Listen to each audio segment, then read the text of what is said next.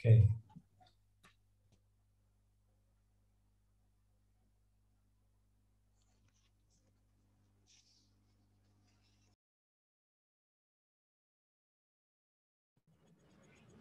Selamat malam semuanya. Ini sudah pukul 7:10. Mungkin akan kita mulai saja sambil menunggu yang lain datang. Jadi sebelum saya serahkan ke Mbak Yuni sebagai moderator, ada beberapa yang ingin saya sampaikan. Pertama, saya terima kasih sekali kepada Dr. Suki dan Dr. Wira yang sudah meluangkan waktunya juga untuk diskusi malam ini ya. Jadi Procare Talk Series ini jadi bagian dari proyek Procare, yaitu Promoting Citizen Science for the Assembling Post-Pandemic Society. Jadi emang fokus kita adalah promosi ilmu pengetahuan berbasis warga. Jadi ini muncul karena kami melihat ada gap antara ilmuwan, ilmu pengetahuan, dan publik, terutama masyarakat sipil ya, sejak COVID itu masuk gitu. Bahkan setelah ada fase baru, yaitu ini kan fase vaksin dan vaksinasi gitu.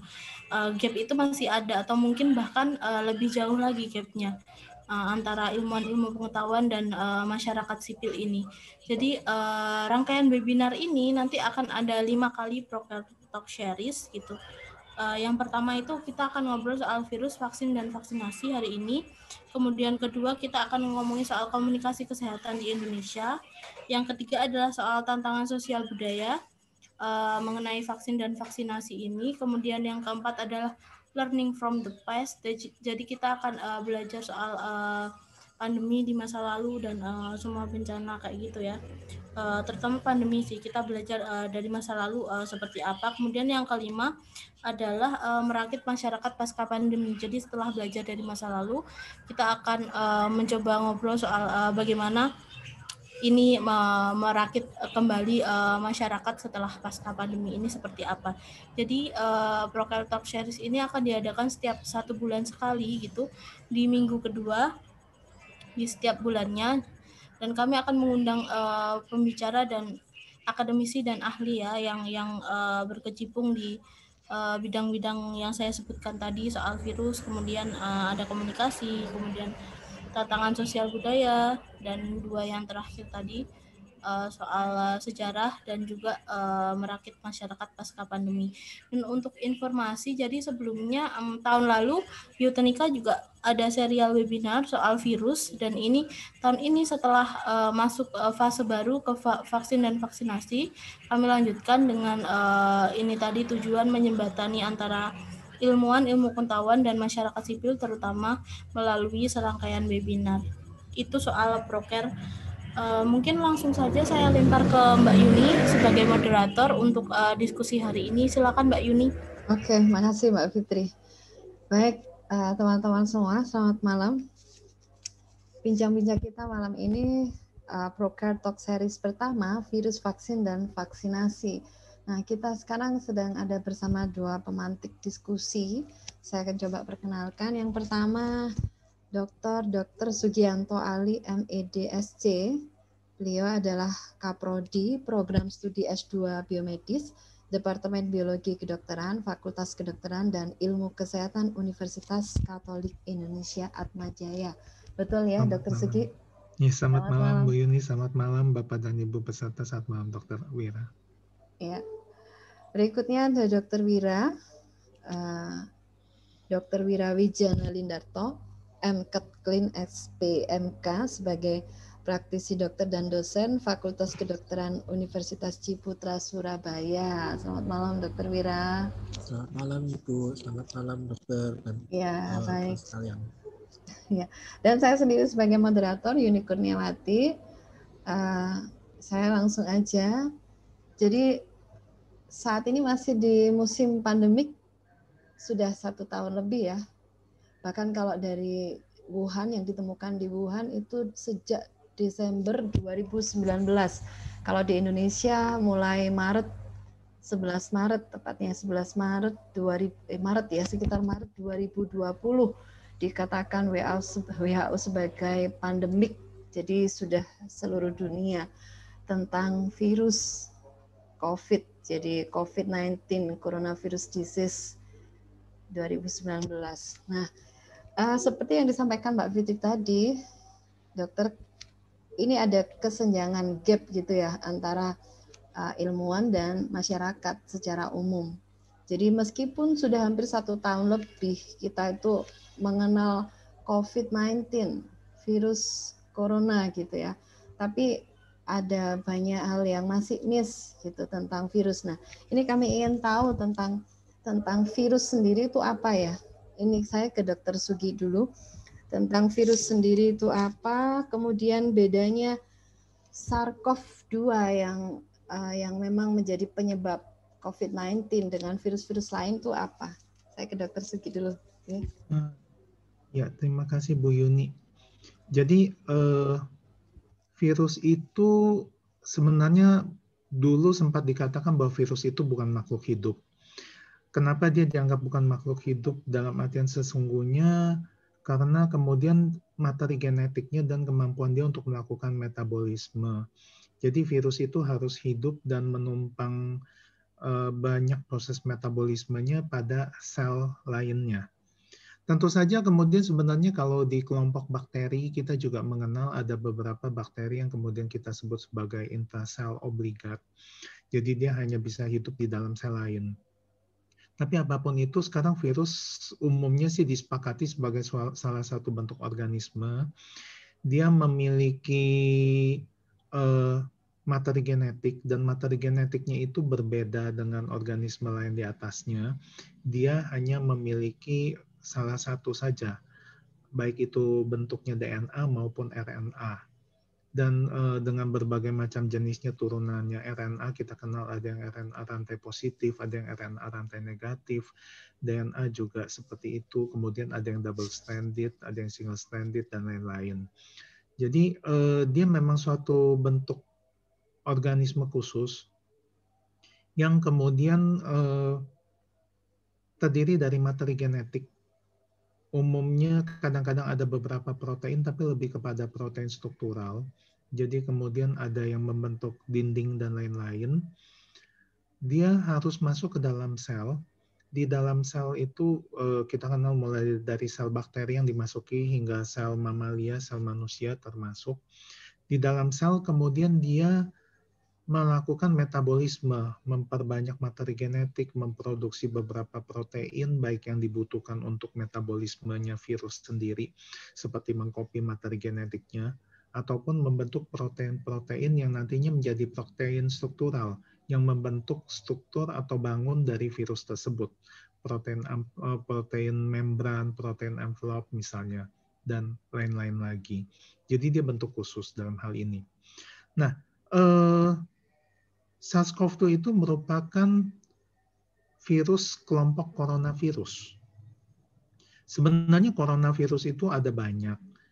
Kalau kita kenal yang kita sering sebut sebagai common cold atau salasma, itu beberapa diantaranya bisa disebabkan oleh kelompok coronavirus ini. Paling tidak ada 5 coronavirus yang diketahui menyebabkan salasma atau flu biasa, atau bukan flu sih harusnya bilang, seperti common cold gitu atau salasma lah.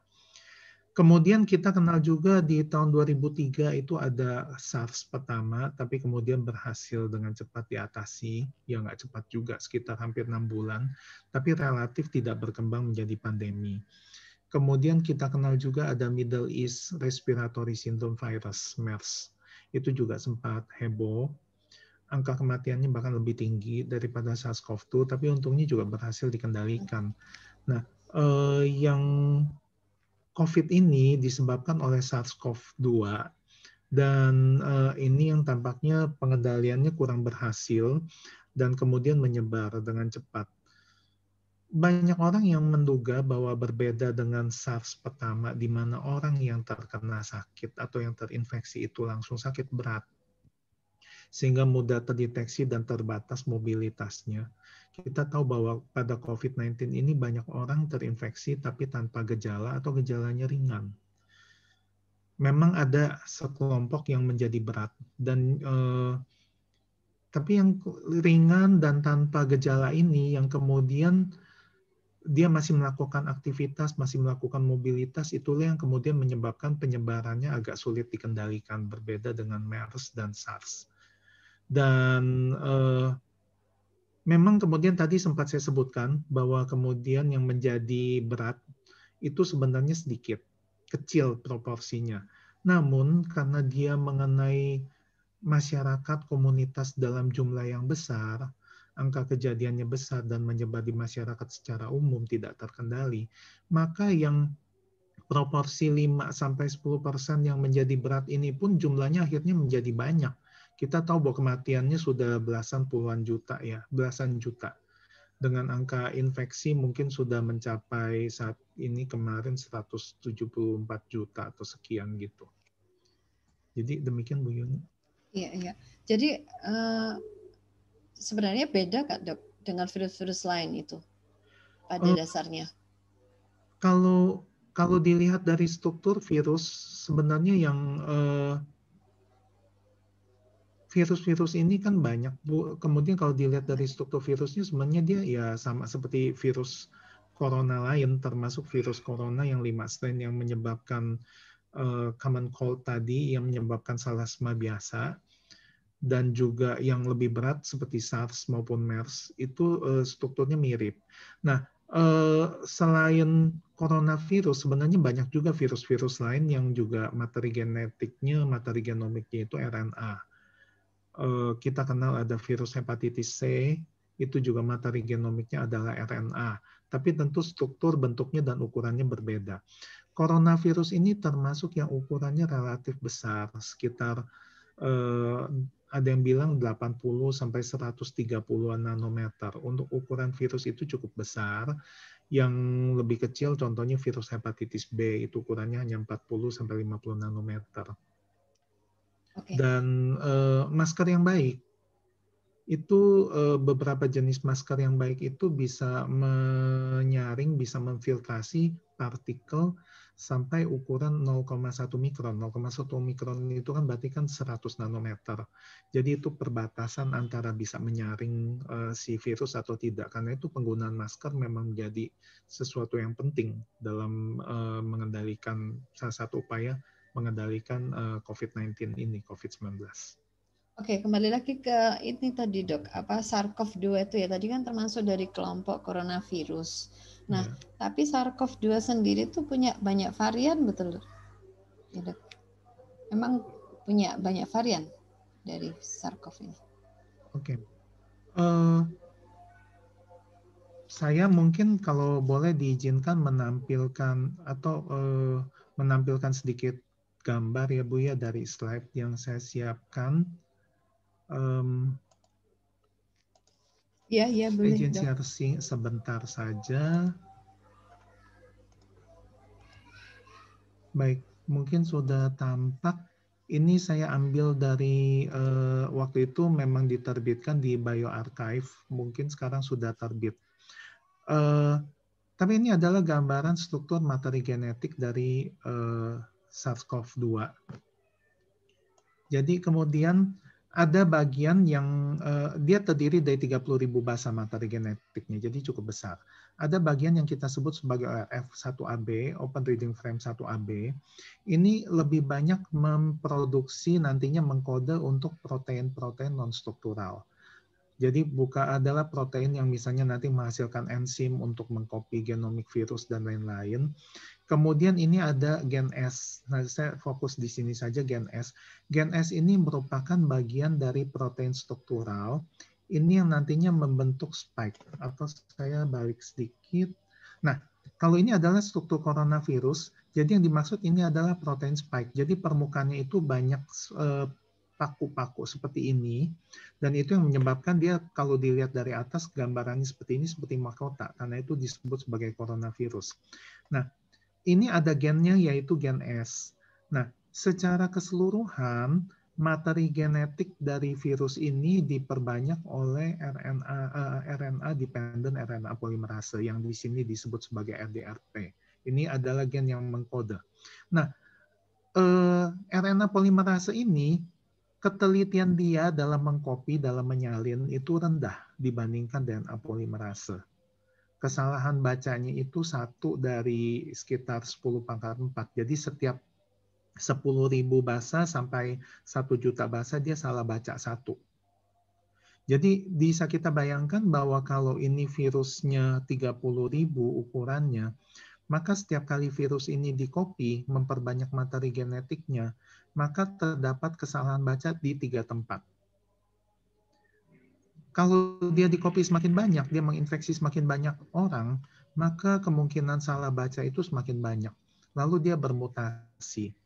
Nah, yang sekarang kita sebut varian itu fokusnya terutama adalah di gen S ini. Karena kemudian mutasi di gen S ini penting, gen S inilah yang nanti berinteraksi dengan semacam tempat mendaratnya virus lah di dalam sel yang kita sebut sebagai reseptor ACE2. Jadi, vaksin-vaksin yang ada sekarang itu juga didesain untuk nanti mengikat protein S. Kalau protein S-nya itu diikat dengan antibodi, maka protein S ini tidak bisa berikatan dengan reseptor ACE2. Kalau dia tidak berikatan dengan reseptor ACE2, maka dia nggak bisa masuk ke dalam sel. Kalau dia tidak bisa masuk ke dalam sel, infeksinya tidak terjadi. Jadi itu adalah konsep dari vaksin yang didesain saat ini. Jadi artinya vaksin, sebentar dok, artinya vaksin yang sudah ada itu, meskipun dengan banyak varian baru yang muncul setelah vaksin itu dibuat, itu masih bisa memiliki efek ya dok? Nah, saya akan lanjutkan dulu sedikit ya Bu Yuni. Oke. Jadi kan ini kan gen S. Nah, sebenarnya variasinya itu terjadi di banyak tempat akibat mutasi tadi. Tapi fokusnya memang kita fokusnya di sini karena dampak perubahan di sini, dampak mutasi di gen S ini yang membawa konsekuensi berat. Nah, tentu saja kemudian gen S ini sendiri juga bervariasi, dia ukurannya cukup panjang. Kalau kita lihat dia terdiri dari 1273 asam amino. Jadi kemudian perubahan-perubahan di titik tertentu bisa sangat berpengaruh, perubahan di titik lain bisa kurang berpengaruh. Sambil contoh begini, sudah lama misalnya saja ada mutasi di Indonesia sudah masuk sejak tahun 2020 awal-awal, itu ada mutasi yang kita sebut sebagai D614G. Jadi harusnya dia aspartat berubah menjadi glisin.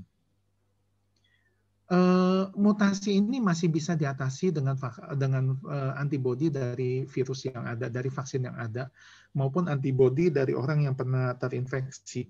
Jadi dia tidak terlalu bermasalah. Nah, masalah muncul karena kemudian akhir-akhir ini mutasi itu terjadi di daerah khusus yang benar-benar dia berikatan dengan S2 reseptor, terutama di titik asam amino nomor 484 dan sekitarnya, itu daerah yang kita sebut sebagai reseptor binding domain. Nah, dikhawatirkan dari percobaan di laboratorium secara in vitro, daya netralisasi antibodi dari hasil vaksin tadi ternyata menurun untuk mengikat strain mutan tadi, strain yang baru yang muncul kemudian. Jadi itu sih Bu Yuni. Jadi kemudian itu yang dikhawatirkan. Cuma memang ini masih kontroversi. Hal-hal tadi ditemukan secara in vitro, penelitian di laboratorium. Penelitian secara real di dunia nyata, di masyarakat, secara epidemiologi itu sekarang sedang diteliti dan datanya sedang dikumpulkan.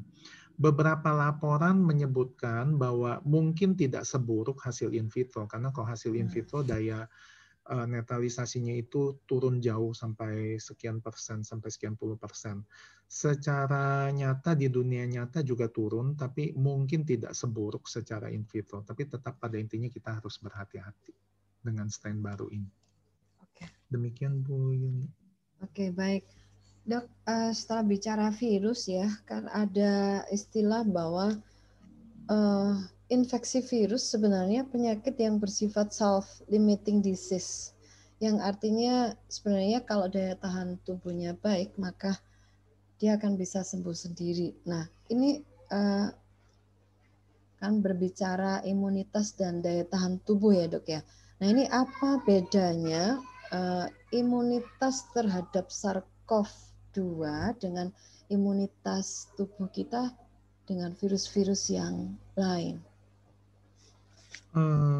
Nih, kalau Sebenarnya kita, kalau ya. disebut ya Bu, sebenarnya kalau disebutkan bahwa infeksi virus self-limiting disease, banyak penyakit infeksi sebenarnya self-limiting disease.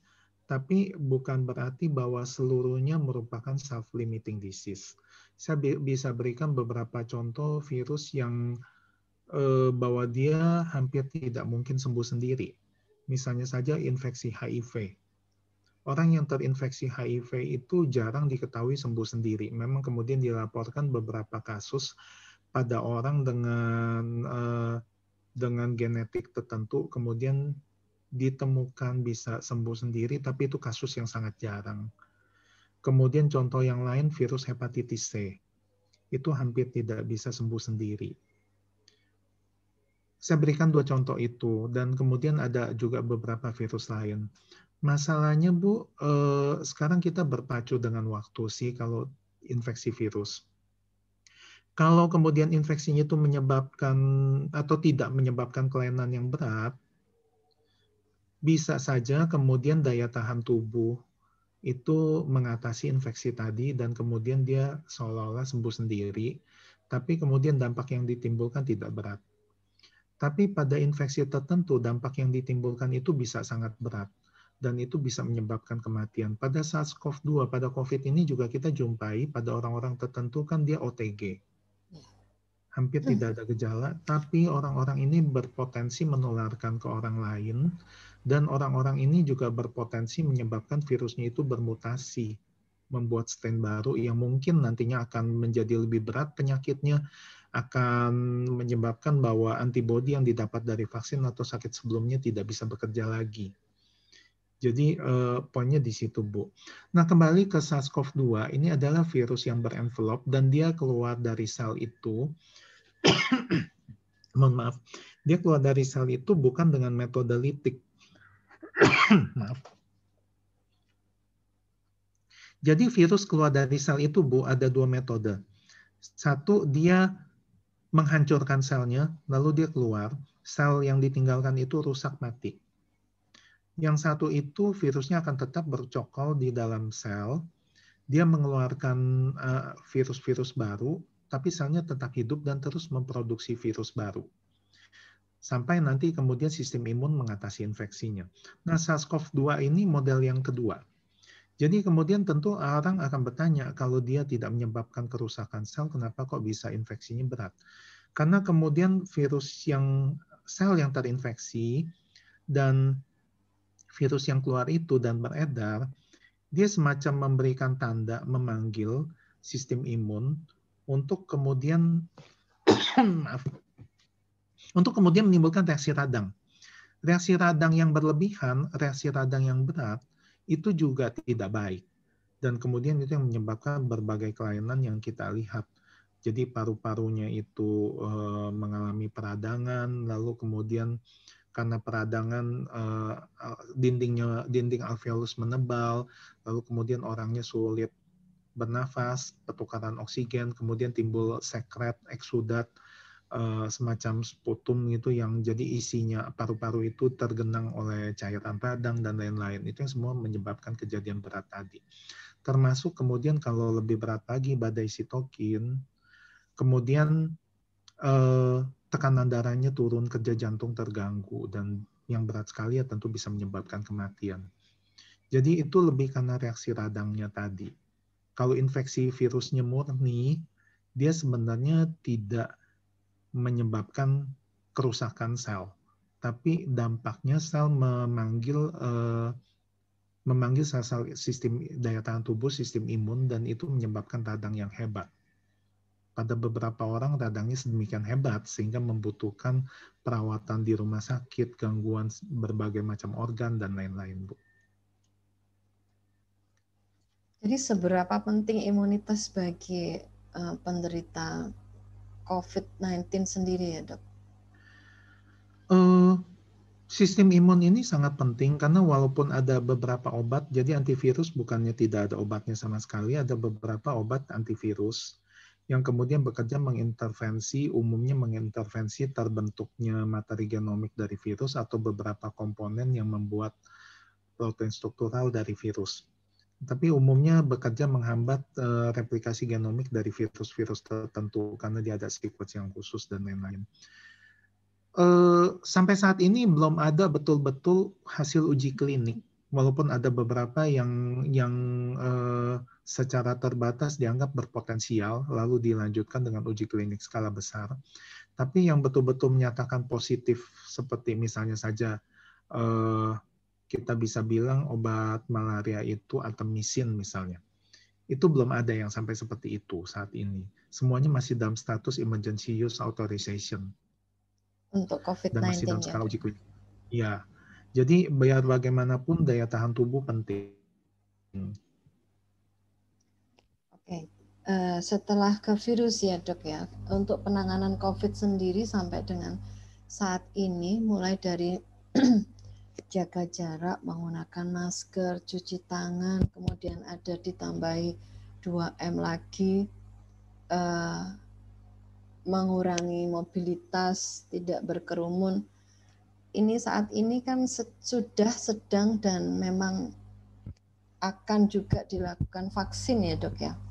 Ya. Vaksin. Nah, bicara vaksin ini dok sekarang untuk ini kan untuk pencegahan juga ya dok ya. Nah, vaksin yang ada untuk SARS-CoV. Tapi sebelum ke vaksin untuk SARS-CoV, sebenarnya vaksin itu cara kerjanya itu bagaimana dok terkait dengan virus COVID? Iya, vaksin secara umum kita tentu saja vaksin tujuannya membangun sistem imun. Tapi sebenarnya sistem imun yang kita bicara sistem imun yang adaptif, yang memang perlu pengenalan terlebih dahulu, itu sebenarnya ada dua. Yang pertama adalah sistem imun seluler, yang kedua adalah sistem imun humoral. Banyak vaksin memang terutama menyasar kepada sistem imun humoral, tapi beberapa vaksin juga menyasar sistem imun seluler. Sistem imun seluler misalnya saja contoh kalau pada infeksi SARS-CoV-2, sistem imun humoral itu dia tujuannya memproduksi antibodi, lalu antibodinya itu mengikat virusnya sebelum masuk ke dalam sel. Namun ketika virusnya masuk ke dalam sel, dia harus diatasi dengan respon imun seluler, dengan sistem imun seluler. Jadi itu dua cara yang berbeda. Yang terbaik tentu saja kalau keduanya itu dijalankan sekaligus, akan lebih efektif. Nah,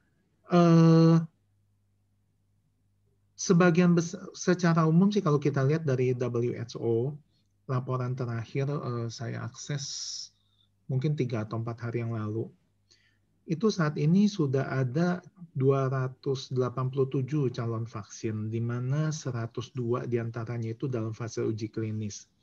Sementara yang sudah mendapatkan otorisasi masuk dalam daftar WHO itu ada yang pertama Pfizer, AstraZeneca, Moderna, kemudian Janssen ya, dan ya, kemudian Johnson Sinovac. Jadi ada 6 ya.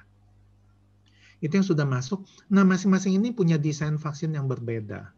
Sinovac dan Sinovac itu desain vaksin yang sangat klasik dalam bentuk inaktivasi. Jadi virusnya itu dibunuh, lalu komponen virusnya itu utuh yang disuntikkan.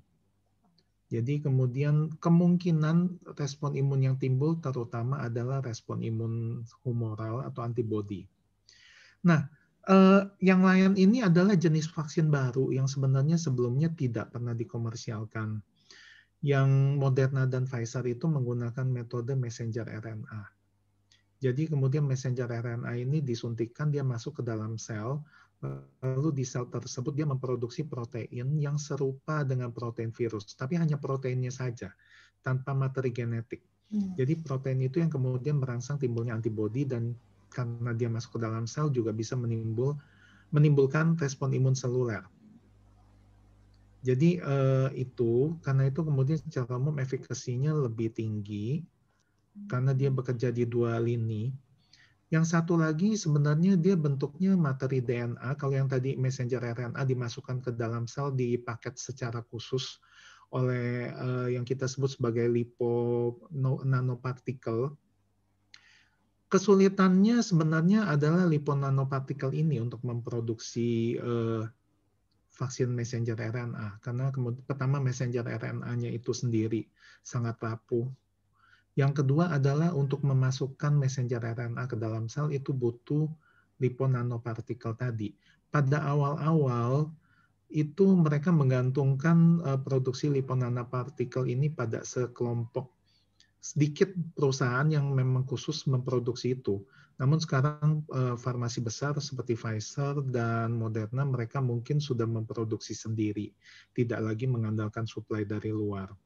Nah, yang berikutnya adalah vaksin AstraZeneca dan Janssen atau Johnson & Johnson yang itu menggunakan metode dia sebenarnya adalah potongan DNA. Tapi sama seperti messenger RNA, potongan DNA ini juga sulit masuk ke dalam sel. Nah, cara dia memasukkan ke dalam sel itu dengan cara ditanamkan ke dalam adenovirus. Adenovirus ini tentu saja bukan virus biasa, tapi virus yang sudah diedit gen-gennya, termasuk di dalamnya disisipi gen dari protein dari gen S untuk memproduksi protein S dari SARS-CoV-2 ini. Kenapa dia pilih adenovirus? Karena adenovirus ini memiliki kekhususan. Yang pertama, materi genetiknya sudah dipahami dengan baik. Dia memang sering berinteraksi dengan manusia dan secara umum jarang menimbulkan penyakit serius, sangat jarang menimbulkan penyakit serius. Dan dia mempunyai afinitas terhadap sel-sel epitel, terutama epitel saluran nafas. Saya duga karena itu memang dipilih adenovirus. Jadi adenovirus ini dibuang sebagian gennya, terus kemudian selain itu ditambahkan materi genetik berupa gen yang mengkode protein S tadi, lalu nanti di dalam sel protein S-nya itu dibentuk dan kemudian diekspresikan, lalu timbul respon antibodi, respon imun humoral, tapi selain itu juga timbul respon imun seluler, seperti juga pada messenger RNA. Cuma perbedaannya pada messenger RNA yang mempaket materi genetiknya itu adalah molekul khusus liponanopartikel, maka pada vaksin jenis adenovirus ini yang viral vector kita sebutnya, itu yang mempaket adalah yang memasukkan materi genetiknya ke dalam sel itu adalah adenovirus ini. Dari ketiga jenis tadi itu dok, yang mana yang dianggap paling efisien untuk vaksin dampaknya terhadap kita? Sebenarnya kalau kita menyebutnya mungkin masih efikasi ya Bu ya. Kalau kita menyebutkan efikasi ini sebenarnya tergantung dari outcome yang kita mau lihat. Outputnya itu parameter tolok ukur kita indikatornya apa. Kalau indikatornya kalau indikatornya seberapa banyak menghindari kematian akibat infeksi COVID-19, sepertinya kalau yang dari saya baca, semua vaksin tersebut bisa mencegah kematian. Kemudian kalau indikatornya menghindari sakit berat, sampai orang harus masuk ICU dan lain-lain, sepertinya semua vaksin tersebut juga cukup efektif, sangat tinggi, bisa mencegah orang sakit berat sampai masuk ICU. Untuk strain yang lama ya Bu ya, kita tidak membicarakan strain baru yang saat ini masih diteliti, varian baru yang masih diteliti. Nah, ketika kita membicarakan bagaimana dia mencegah infeksi ringan atau infeksi yang tanpa gejala yang OTG, itu yang kemudian berbeda-beda efikasinya. Sejauh ini dari laporan clinical trial yang dipublish, yang dipublikasi di jurnal ilmiah, sepertinya yang termasuk paling tinggi itu adalah dari messenger RNA yang Pfizer dan kemudian Moderna. Tapi kita tahu bahwa kedua vaksin ini penanganannya. Berarti kalau yang messenger RNA itu berarti yang Moderna dan Pfizer tadi itu ya dok? Iya, masalahnya kemudian vaksin ini sulit didapat karena tadi materi liponanopartikelnya kan juga terbatas. Jadi produksi masih sulit didapat dan banyak yang rebutan lah di dunia. Yang kedua masalah penyimpanan dan distribusi, Bu. Awal-awal itu vaksin Pfizer disebutkan baru, karena dia sifatnya RNA, dia baru stabil kalau disimpan di suhu minus 80. Bahkan kalau disimpan di suhu minus 20, itu masih kurang stabil, usia simpannya itu hanya beberapa minggu sampai bulan, tidak bisa lama. Sementara kalau kita di rumah memiliki freezer, memiliki tempat pembuat es, umumnya itu suhunya hanya -8 sampai -12, dan itu sangat vaksinnya kalau disimpan di situ sangat sulit, akan cepat rusak. Sederhananya seperti itu. Jadi memang peredarannya agak terbatas. Ya. Makanya kenapa Indonesia Sinovac sama AstraZeneca ya, masih yang kalau Iya, Sinovac AstraZeneca relatif lebih stabil, lebih tapi itu stabil juga ya. terkait juga dengan Sinovac, kenapa kita bisa dapat dengan mudah dan relatif cepat banyak ya Bu ya. Bahkan kita jauh lebih dapat banyak dibandingkan Thailand, misalnya Thailand juga Sinovac diakui. Itu karena kemudian dari awal kan teman-teman di Bandung itu terlibat dalam uji klinik ya. Jadi kemudian mungkin bagian dari perjanjian uji klinik itu kemudian Indonesia mungkin akan mendapatkan prioritas untuk vaksinnya. Kadang-kadang seperti itu memang penting. Satu lagi Dok tentang vaksin ini, kenapa harus 2 kali dosisnya harus diulang gitu? Maksudnya pemberiannya harus 2 kali. Ya, kalau itu sih Bu sebenarnya dengan adanya fenomena ya memang dalam sistem imun itu ada yang kita kenal sebagai fenomena paparan kedua, second exposure. Jadi Bu kalau kita pertama kali mendapatkan pengenalan terhadap suatu antigen baru, termasuk ini virus, bakteri apapun itu, maka tubuh kita pertama kali membentuk imunoglobulin M, butuh waktu pengenalan, butuh waktu sekitar kadang-kadang sampai 4 minggu, 2 minggu paling cepat, tapi kadang-kadang sampai 4 minggu untuk pengenalan dan membentuk antibodi. Antibodinya itu pun kelompok imunoglobulin M. Imunoglobulin M ini biasanya molekulnya besar, dia sulit beredar masuk kemana-mana, dan afinitasnya, kekuatan dia mengikat tadi tidak terlalu kuat. Nah, selanjutnya ketika infeksinya turun, maka ada sebagian berubah menjadi sel memori. Ketika dikenalkan kedua kali, dalam hal ini vaksin kedua, ketika dia diberikan vaksin kedua ini, kemudian biasanya perubahannya itu lebih drastis. Jadi yang dipanggil itu adalah sel memori tadi, bukan lagi sel-sel yang baru, bukan sel yang naif, tapi sel memori.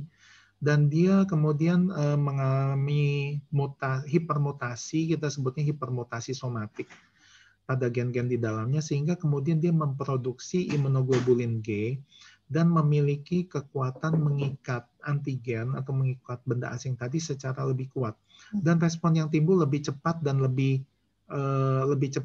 tinggi, lebih kuat responnya. Biasanya dalam waktu kurang dari seminggu itu sudah mulai timbul respon. Maksimal 2 minggu itu responnya mencapai puncak. Jadi diberikan 2 kali ini karena hal tadi. Karena untuk menimbulkan respon yang kedua. Nanti kalau misalnya dia kontak yang ketiga, maka responnya itu akan semakin kuat lagi. Tapi perlu saya garis bawahi bahwa sebenarnya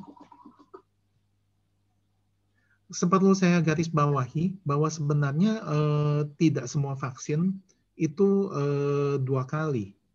Jadi vaksinnya Janssen itu sebenarnya dosis yang dianjurkan saat ini dari hasil uji klinis adalah 1 kali. Kemudian dari hasil uji coba dari vaksin CanSino itu juga 1 kali. Kenapa demikian? Karena kemudian dia kan sifatnya berbasis vektor virus, yang kemudian dia bisa masuk ke dalam sel dan mungkin bertahan di dalam sel cukup lama dan kemudian memaparkan sistem imun kita dalam waktu jangka yang cukup panjang. Jadi ada beberapa vaksin juga yang memang 1 kali. Demikian Bu. Oke. Dok, kalau misalnya ada kan yang 2 sampai 4 minggu suntikan yang kedua, atau ada yang sampai 8 minggu suntikan yang kedua, ada range-nya. Kalau misalnya pemberian itu yang kedua itu tidak sesuai dengan range yang dianjurkan, apakah ada pengaruhnya terhadap imunitas yang diharapkan tadi, Dok? Ya. Jangka waktu pemberian antara pemberian ke-1 dan kedua itu, Bu, tentu saja hasil penelitian ya, Bu ya. Biasanya itu keluarnya jangka waktu pemberian itu 4 minggu, 2 minggu, atau berapa. itu hasil data dari uji klinis fase 1 dan fase 2 sebelum nanti diterapkan pada fase 3. Tentu saja kemudian dengan data di lapangan pada masyarakat, begitu dia diedarkan, masuk lagi data, kemudian itu juga bisa berubah, Bu. Nanti kan selalu akan dievaluasi dan ditinjau. Saya berikan contoh begini, untuk yang dari Sinovac, itu awalnya dianjurkan 2 minggu jarak pemberian pertama dan kedua, kecuali pada orang tua dianjurkan 4 minggu. Itu tentu saja hasil dari uji klinik, tapi kemudian belakangan dianjurkan semuanya diberikan dengan selisih waktu 4 minggu. Kenapa? Karena ternyata respon antibodi yang timbul, yang dihasilkan ternyata lebih baik kalau jaraknya 4 minggu dibandingkan 2 minggu. Jadi itu semua hasil penelitian. Demikian juga ada yang 8 minggu, ada yang 12 minggu, semuanya hasil penelitian sih, Bu. Oke, baik, Dokter Sugi. Saya akan beralih ke Dokter Wira dulu ya, Dokter. Ya, terima kasih, Bu. Ya, Dokter Wira. Ini terkait dengan vaksin juga. Untuk reaksi-reaksi yang ditimbulkan oleh jenis-jenis vaksin itu loh, Dok. Kira-kira apakah ada perbedaan? Tadi kan sudah disampaikan oleh Dokter Sugi ada begitu banyak ya vaksin jenisnya. Lalu apakah setiap vaksin itu punya reaksi yang berbeda gitu, Dok? Kalau pada umumnya sih untuk reaksi yang ditimbulkan itu rata-rata sama. Itu bisa berupa reaksi lokal yang seperti bengkak atau nyeri di tempat tusukan, terus kemerahan di tempat tusukan, atau timbul seperti abses, atau kita bilang kalau bahasa Surabaya bilang udunen itu, atau bisa mungkin sampai terjadi infeksi jaringan ikat dan jaringan kulit di lokal itu, di tempat tusukan tersebut. Selain itu juga bisa menimbulkan reaksi sistemik seperti demam atau mialgia atau badan terasa lemah, pusing, dan perubahan nafsu makan serta diare. Itu kita bilang karena itu sebenarnya adalah suatu respon yang normal, karena pada saat kita menerima vaksin tersebut maka kita bilang seperti tadi ya, disampaikan oleh Dr. Sugi bahwa vaksin itu sebenarnya adalah benda asing bagi tubuh kita, di mana tujuannya untuk membangkitkan atau melatih sistem imun tubuh kita. Nah, karena itu begitu dia masuk, maka sistem tubuh kita atau sistem imun kita nanti akan bekerja, terutama itu tadi mulai dari pengenalan, terus mengaktifkan sistem pertahanan tubuh yang alaminya, baik yang seluler maupun yang humoralnya, sehingga terjadi reaksi-reaksi sistemik tersebut. Selain itu juga beberapa kasus juga ada seperti reaksi alergi atau anafilaktik shock, bahkan sampai terjadi sindroma shock toksik itu. Tapi sementara ini saya tidak pernah melihat sampai seperti itu, kecuali kalau memang orangnya alergi. Jadi karena itu biasanya kita harus bertanya dulu apakah dia mempunyai riwayat alergi dengan komponen dari vaksin tersebut. Ada nggak, Dok, bedanya misalnya antara Sinovac dengan AstraZeneca efeknya? Ada, untuk beberapa kasus ada, kita lihat bahwa seperti yang disampaikan oleh Dr. Sugi tadi ya, bahwa pada yang Sinovac itu sebenarnya kan adalah virus yang dilemahkan, virus yang dimatikan, bahkan dia hanya berupa cangkang kosong aja, sehingga tidak terlalu banyak menimbulkan suatu reaksi imun, respon imun yang berlebihan, yang menimbulkan efek samping. Tapi pada AstraZeneca itu kan bahwa materi genetiknya tersebut itu dilakukan rekombinasi dengan virus adenovirus tadi, di mana seperti tadi yang disampaikan bahwa adenovirus tadi juga lebih sering menyerang terutama sel-sel epitel di saluran pernafasan kita. Selain itu juga dia juga sebenarnya menyerang di sel-sel epitel di tempat seperti pembuluh darah dan sel-sel epitel lainnya. Nah, karena itu pada AstraZeneca dia biasanya menimbulkan gejala yang lebih berat sedikit dibandingkan Sinovac. Karena virusnya tersebut bukan mati tapi hanya dilemahkan, dan dia akan masuk dan di sana nanti akan memang dia tidak berkembang biak, tapi karena masih hidup, nah itu yang dia nanti akan menimbulkan suatu respon yang lebih hebat dibandingkan si Sinovac atau Sinovac tadi. Oke dok, kalau misalnya dampaknya itu seperti yang tadi itu bengkak, kemerahan, misalnya sampai lebih dari 3 hari atau wajarnya sampai berapa lama? Kalau misalnya sampai 3 hari, apakah boleh diberikan obat-obatan seperti antibiotik gitu dok? Biasanya waktu kita akan melihat dulu, bagaimana bentuk klinis dari si reaksi lokal tersebut. Pada umumnya reaksi lokal tersebut kalau misalnya tidak menimbulkan suatu nanah atau sampai selulitis, yaitu berupa infeksi yang cukup advance dari infeksi kulit dan jaringan di bawah ikatnya, itu mungkin cukup dilakukan kompres gitu.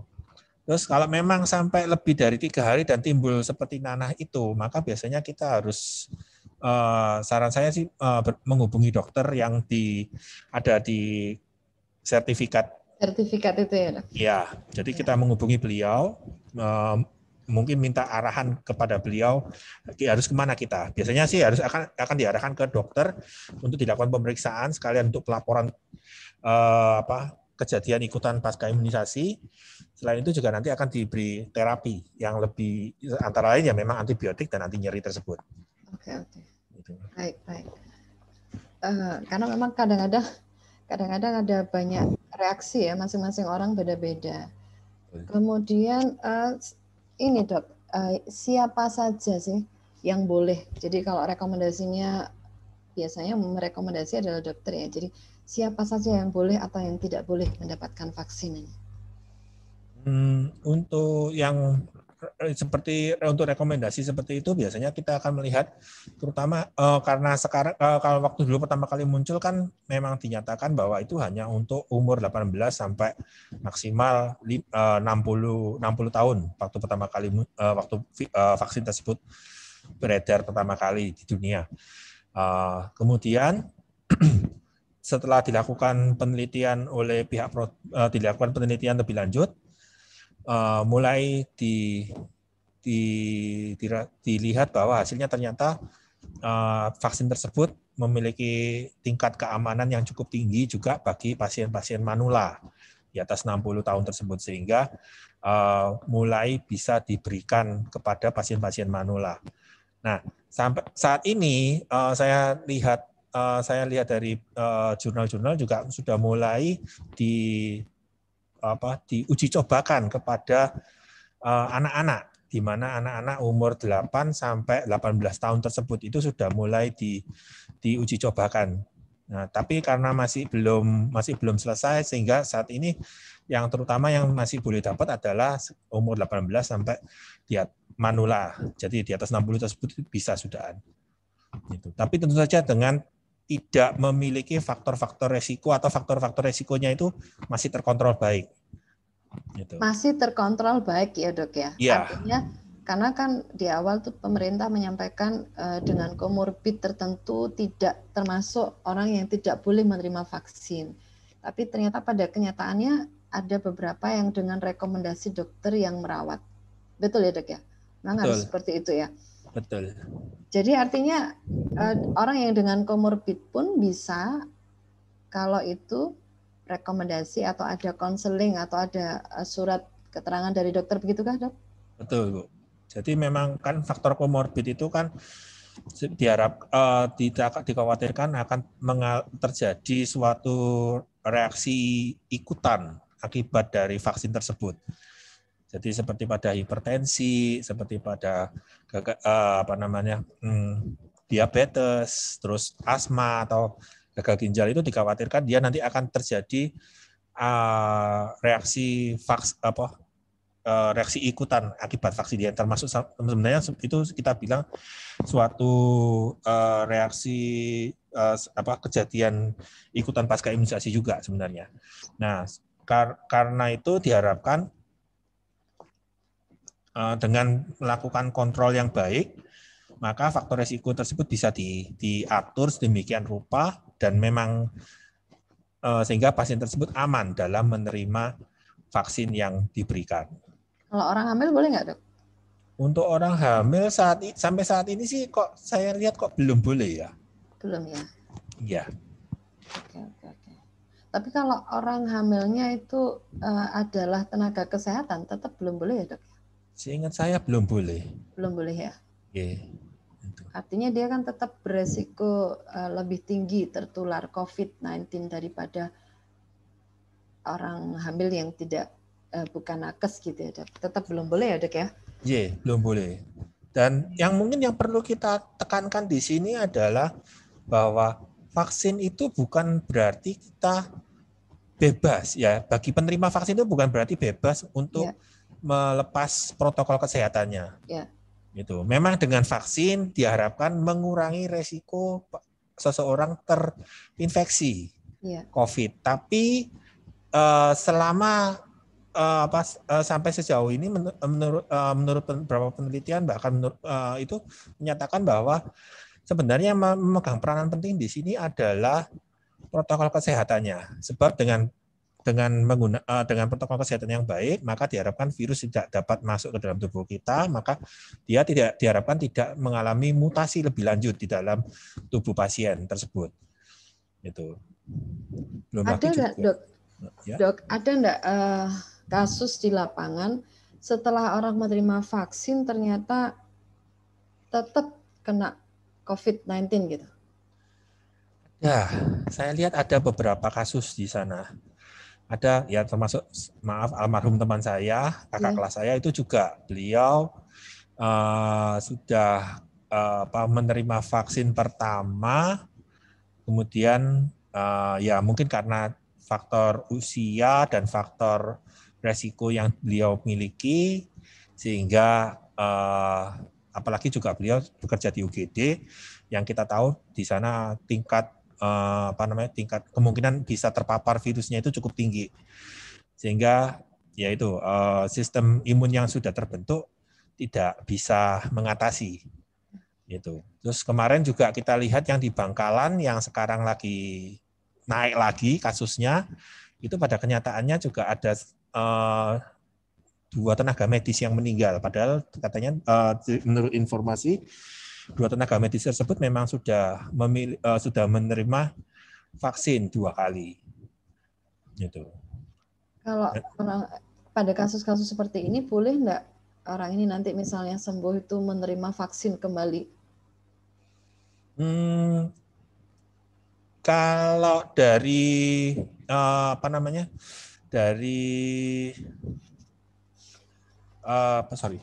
kalau kemarin kita ikut pelatihan dari pelatihan vaksinator di sana, ya biasanya kalau memang pasiennya itu sudah sempat pernah sakit COVID dan positif PCR-nya, maka setelah dia sembuh, dia bisa menerima vaksin tersebut setelah kira-kira 3 bulan.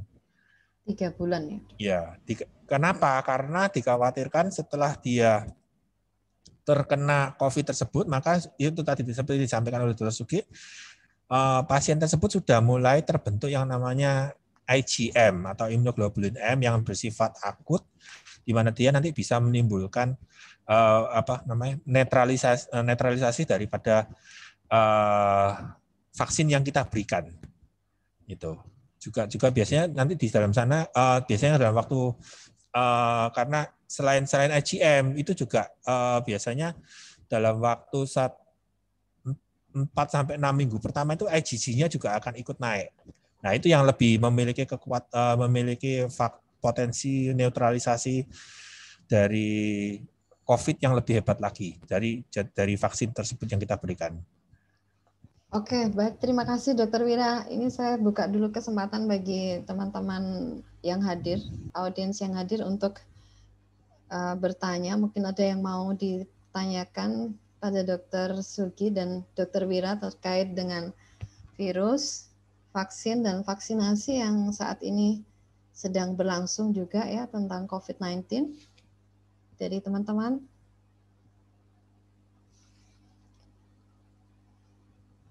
boleh raise hand, boleh juga. Oke, Meli, silakan. Ya. Meli Novi. Ya, terima kasih Mbak Yuni. Terima kasih Pak Dr. Wira dan Dr. Sugianto.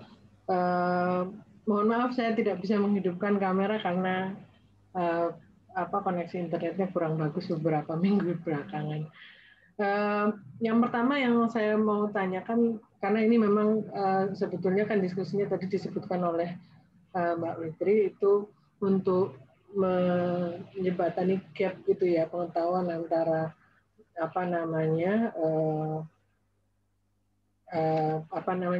tenaga kesehatan, dokter gitu ya, kemudian masyarakat awam, saya termasuk yang awam juga gitu. Nah, sebagai orang awam ketika ada pandemi ini, kita akan mencari informasi ya, terutama ketika kemudian kebetulan saya kena juga beberapa bulan yang lalu. Ketika kena itu semakin banyak informasi yang ingin kita cari gitu. Salah satunya memang untuk menenangkan diri supaya tidak terlalu panik gitu. Tapi dalam ketika mencari informasi itu, kemudian saya melihat ada banyak perdebatan ya tentang virusnya sendiri, tentang vaksinnya gitu ya, bahkan tentang penanganan pasien COVID-nya gitu. Bahkan juga saya melihat ada perdebatan juga di antara para dokter gitu. Saya cuma bertanya-tanya kenapa kemudian perdebatan itu muncul di antara para dokter yang menangani ini gitu, yang menangani pasien COVID gitu. Nah itu yang pertama dok, yang saya mau tanyakan, kenapa ini perdebatan ini tuh muncul gitu. Beberapa perdebatan yang kemudian muncul termasuk juga soal vaksin. Ada beberapa dokter juga yang kemudian tidak terlalu setuju dengan pemberian vaksin gitu pada self-limited disease tadi yang disebutkan di COVID ini gitu. Nah, karena katanya efek vaksinnya itu bisa lifetime gitu, bisa ada yang autoimun, bisa menyebabkan diabetes gitu, bahkan bisa menyebabkan gangguan cerebrovaskular gitu. Nah, ini apakah betul seperti itu, Dok? Itu yang pertama dan kedua mungkin ya. Kemudian yang berikutnya tadi disebutkan juga bahwa karena kandungan vaksin itu macam-macam gitu ya, maka pemberiannya itu juga perlu ditanya sebetulnya yang menerima vaksin ini alergis atau tidak gitu ya pada kandungan dalam vaksin ini. Tapi ketika dalam pemberian vaksin secara masif seperti sekarang itu kan tidak mungkin menanyakan gitu ya. Dan memang kebanyakan bahkan tidak menanyakan gitu. Beberapa bahkan kemarin ada kawan yang ketika vaksin dan dia punya diabetes, petugasnya melarang dia untuk menuliskan penyakitnya itu gitu ya di dalam form registrasi. Gitu. Nah ini gimana dok? Nah yang berikutnya agak banyak ini. Tadi disebutkan juga vaksin itu diuji cobakan ke anak-anak. Apa ini maksudnya diuji cobakan itu? Dan apa yang mau dilihat dari uji coba itu pada anak-anak? Apakah itu tidak berisiko gitu ya untuk jangka panjang buat anak-anak? Nah itu gimana dok? Saya rasa itu yang mau saya tanyakan. Oke, baik, terima kasih Mbak Melinovi. Monggo dokter. Siapa Bu yang Dokter Sugi, boleh lebih dulu, nanti berikutnya Dokter Wira. Oke. Saya jawab singkat, tapi nanti mohon Dokter Wira menambahkan ya, Dokter Wira ya. Tadi kalau tidak salah ada yang ditanyakan, ada beberapa poin yang saya catat. Yang pertama adalah bagaimana perdebatan vaksin pada self-limited disease. Secara umum saya tahu persis bahwa kemudian di berbagai media sosial ya, terutama kalau media arus utama, media resmi, sebenarnya mereka lebih melakukan check and recheck dari berita, dan kalau kita baca jurnal-jurnal ilmiah sebenarnya perdebatan itu tidak terjadi. Dalam dunia kedokteran kita mengenal yang disebut sebagai risk-benefit ratio. Jadi kemudian selalu harus dipertimbangkan apa risikonya kalau dalam kasus vaksin ini ya. Jadi yang diperdebatkan sebenarnya adalah kalau seseorang tidak diberikan vaksin, berapa besar kemungkinan dia sakit berat, terutama ya, sakit berat atau meninggal karena akibat COVID yang beredar di masyarakat. Sementara kalau dia diberikan vaksin, berapa besar kemungkinan dia akan meninggal atau sakit berat akibat pemberian vaksin tersebut. Jadi itu kedua hal yang perlu dipertimbangkan. Nah, saya jelaskan dulu mengenai uji klinik. Kalau yang disebut sebagai uji klinik itu biasanya melewati paling tidak 3 fase. Fase 1, fase 2, fase 3. Sebelumnya itu ada lagi uji preklinik sebenarnya yang dilakukan pada hewan coba, pada in vitro, dan lain-lain. Jadi di dalam tabung test tube. Sebelum uji klinik fase 1, 2, 3 disebut sebagai uji klinik berarti dilakukan pada manusia. Nah, tentu saja kemudian sesuai dengan peraturan kan sejak lama, sejak selesai Perang Dunia Kedua itu ada yang disebut sebagai Nuremberg Convention. Jadi kemudian peraturan untuk uji klinik untuk melakukan eksperimen pada manusia itu diatur secara ketat. Dan Nuremberg Convention itu terus-menerus diperbarui dalamnya peraturan-peraturannya untuk semakin melindungi responden peserta uji klinik ini. Dan salah satu yang penting adalah sifatnya harus sukarela. Dan kalau ada imbalan tidak boleh iming-iming uang. Jadi mungkin kalau sekedar pengganti transport ke center uji klinik itu boleh dilakukan dan lain-lain. Karena memang supaya betul-betul kesukarelaan tadi. Nah, saya berikan contoh yang kemarin yang diributkan adalah vaksin AstraZeneca. Misalnya diduga memiliki gangguan pembuluh darah pada sekelompok kecil orang. Atau maaf, sebelumnya saya terlompat. Nah, kalau yang disebut sebagai uji klinik tersebut, fase 1 dilakukan pada sekelompok orang kecil, fase 2 lebih banyak, tapi fase 1 dan 2 ini kemudian menghasilkan dosis, apapun ini, vaksin maupun obat. Kemudian fase 3 dilakukan pada multicenter dan pada orang yang lebih banyak. Biasanya kalau dari vaksin-vaksin ini yang sudah mendapatkan izin dan sudah dilaporkan, kalau dibaca itu peserta uji kliniknya mencapai puluhan ribu, hampir ratusan ribu. Jadi sudah cukup banyak. Nah, suatu uji klinik kalau disebut efek samping serius ditemukan dalam uji klinik, itu biasanya akan mengakibatkan penghentian uji klinik sama sekali. Tapi kalau efek samping ringan seperti cuma ya tempat suntikannya gatal atau tempat suntikannya merah, kemudian demam tidak terlalu tinggi untuk 1 hari, itu masih dianggap masih bisa ditolerir. Jadi dalam kasus tersebut sebenarnya uji klinik suatu efek samping itu jarang ditemukan dan biasanya efek samping itu baru terdeteksi ketika dia diedarkan, atau yang disebut sebagai post-marketing surveillance dalam tanda petik fase 4. Itu ketika diedarkan, digunakan untuk jutaan orang baru terdeteksi. Nah, kembali ke contoh vaksin AstraZeneca tadi. Vaksin AstraZeneca sesudah diberikan kepada ratusan juta orang, mungkin bukan ratusan juta, tapi puluhan juta pasti lebih. Karena sudah diberikan di Eropa cukup banyak dan di beberapa negara lain juga cukup banyak. Sudah diberikan puluhan juta lah. Kemudian ditemukan pada sekelompok kecil kasus, puluhan, itu ditemukan adanya trombosis. Trombosisnya juga anehnya juga diikuti dengan trombositopenia. Kemudian itu diselidiki. Nah, sekali lagi kemudian panduannya itu tergantung dari hasil tadi, dari hasil analisa. Efek samping ini ada, tapi kemudian adanya itu satu efek samping, satu kasus dari sekian juta dosis yang diberikan. Saya lupa persisnya. Tapi mendekati 1 juta lah, di atas ratusan ribu, tapi mendekati 1 juta. Jadi kejadian itu sangat-sangat jarang. Jadi kalau mau dibandingkan ya, kalau kita mau berpikir rasional, kalau kita jalan keluar dari rumah, kemungkinan ditabrak kan pasti selalu ada. Tapi kalau kita berhati-hati dan lain-lain, maka kemungkinan ditabrak itu kecil, tapi tidak bisa kita hilangkan. Mungkin ada 1 dari 1 juta orang yang keluar rumah akan ditabrak. Tapi kemudian pertanyaannya, apakah kita kemudian dengan hal tersebut akan mengurung diri di dalam rumah, tidak keluar rumah sama sekali.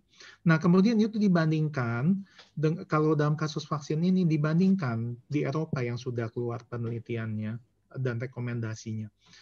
Pada negara-negara dengan kasus yang sangat tinggi, itu kejadian kemungkinan dia meninggal, sakit berat atau meninggal karena COVID-19, dibandingkan dengan kemungkinan dia sakit berat atau meninggal karena diberikan vaksin. Ternyata hasilnya yang dilaporkan itu, kalau untuk daerah endemis tinggi, jadi daerah yang tingkat penularannya tinggi, Indonesia termasuk tinggi, maka kemudian pemberian vaksin dianggap lebih menguntungkan karena risikonya lebih kecil dibandingkan kalau tidak diberikan dan kemudian dia terpapar COVID, sakit. Pada risiko sedang, daerah transmisi sedang, itu kurang lebih hampir sama. Nah, yang menarik adalah pada negara-negara di mana angka transmisinya sangat rendah, jadi di mana infeksinya sudah relatif terkendali, pada kelompok umur di bawah 30 tahun, wanita, itu memang ditemukan, bahkan sampai 40 tahun sebenarnya, ditemukan bahwa pemberian vaksin AstraZeneca ini kemudian risikonya relatif lebih tinggi dibandingkan kalau kelompok umur muda tersebut tidak diberikan vaksin. Sekali lagi, tapi catatannya itu adalah untuk daerah, untuk negara di mana angka transmisinya rendah. Baru kemudian risiko pemberian vaksinnya lebih rendah, lebih tinggi, maaf. Jadi mungkin kita harus melihat dalam konteks tersebut. Banyak informasi yang beredar di masyarakat sebenarnya beredar dari sosmed, dari satu tempat ke tempat lain, dan kadang-kadang testimonial. Tapi kita harus letakkan dalam konteks tadi, menurut saya. Yang contoh sederhana bahwa kalau kita keluar rumah ada kemungkinan ditabrak kok. Tapi kemungkinan tersebut berapa banyak? Lalu apakah kemudian kita tidak perlu keluar rumah, mengurung diri tersebut untuk menghindari risiko itu? Itu yang kemudian perlu dipertimbangkan. Kemudian yang pertanyaan kedua, uji coba pada anak-anak, tentu saja kembali lagi ke protokol uji klinik, dan anak-anak itu uji kliniknya agak lebih ribet karena kemudian mereka dianggap adalah orang yang lemah yang belum bisa memberi keputusan untuk diri sendiri, takutnya nurut apa yang dikatakan oleh orang dewasa. Jadi kemudian memang protokolnya lebih ketat. Tapi pada beberapa vaksin itu sudah mulai dilakukan dan hasilnya sejauh ini baik. Jadi begini tahapannya, kan tadi ada uji klinik 1, uji klinik 2, uji klinik 3 pada orang dewasa yang volunteer, lalu di masyarakat luas dianggap sudah cukup aman. Lalu usianya baru diturunkan kepada peserta yang usia lebih muda, anak-anak, untuk diuji cobakan. Sejauh ini sih sepertinya relatif beberapa sudah mulai direkomendasikan lah, karena hasil analisa sementara dianggap relatif aman. Tapi tentu saja perlu data lebih luas lagi. Ya, itu dulu sih dari saya.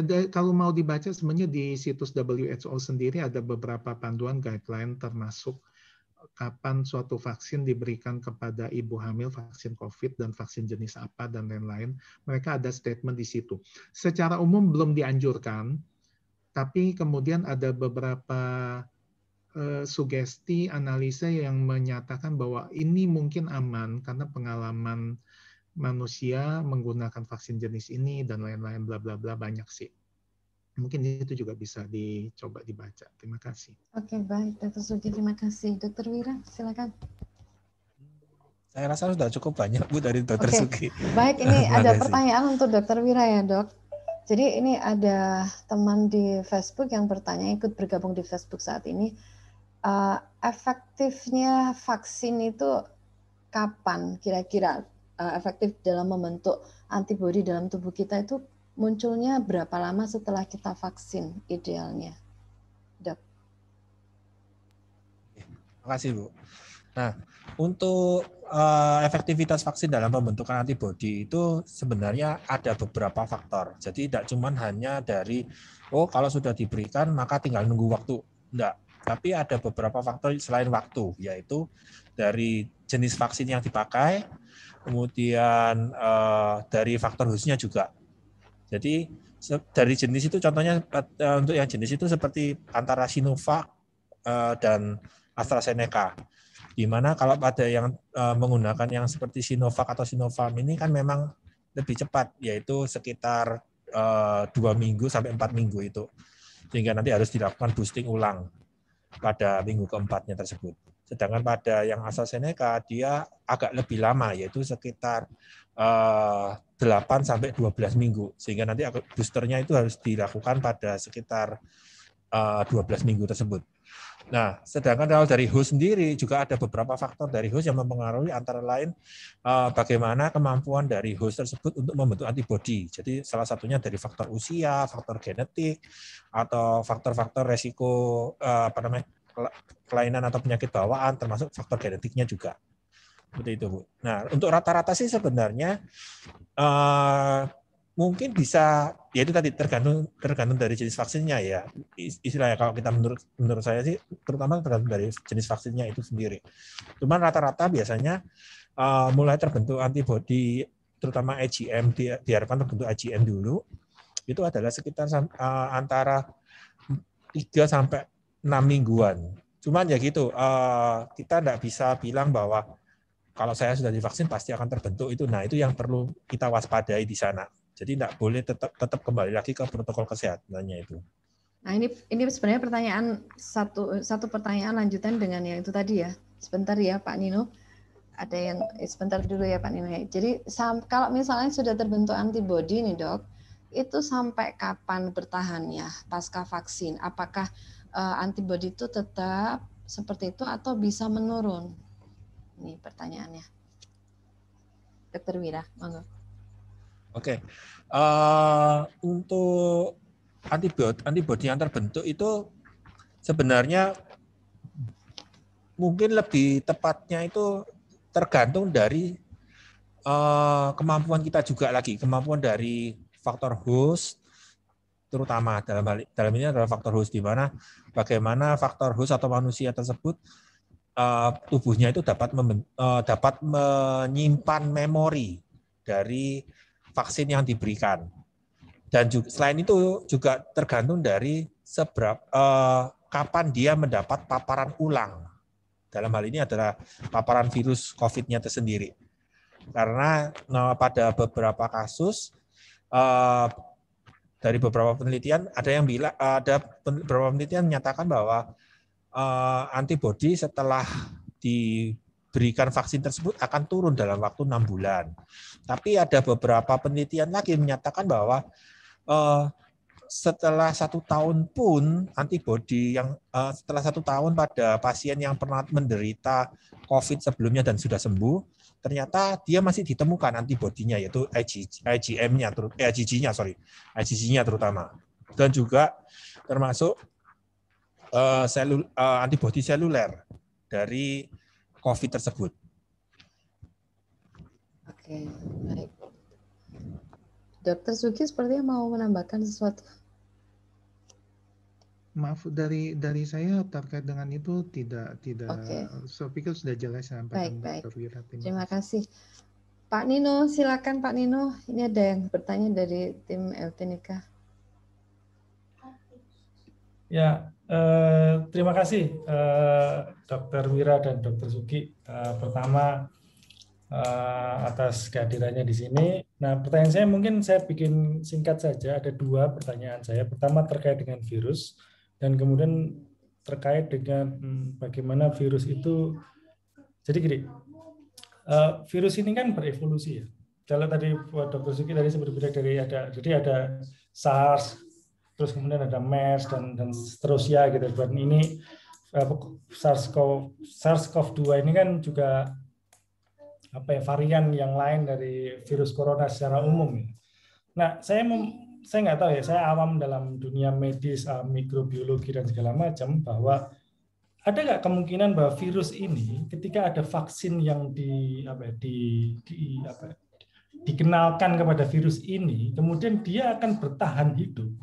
Entah bagaimanapun caranya, dia akan menemukan sebuah cara untuk bertahan hidup, dan kemudian dia membentuk sebuah jenis baru dari virus ini. Jadi bukan dari antibodi manusia, bukan dari imunitas manusianya, tapi dari vaksinnya itu sendiri. Apakah ada kemungkinan semacam ini? Jadi virus ini ya tadi dikatakan makhluk hidup juga bukan, tapi makhluk mati juga bukan. Tapi dia kan bertahan untuk berevolusi dan mereproduksi dirinya. Nah, bagaimana kemudian vaksin ini itu punya peluang untuk berkontribusi membuat varian dari dia untuk memunculkan, kita nggak tahu apa ini, apakah mungkin sesuatu yang berbahaya atau justru malah tidak berbahaya sama sekali. Itu pertanyaan pertama saya. Nah, pertanyaan kedua saya terkait dengan dibandingkan dengan virus-virus SARS yang sebelumnya, SARS-CoV-2 ini kan termasuk yang paling cepat dibuat vaksinnya.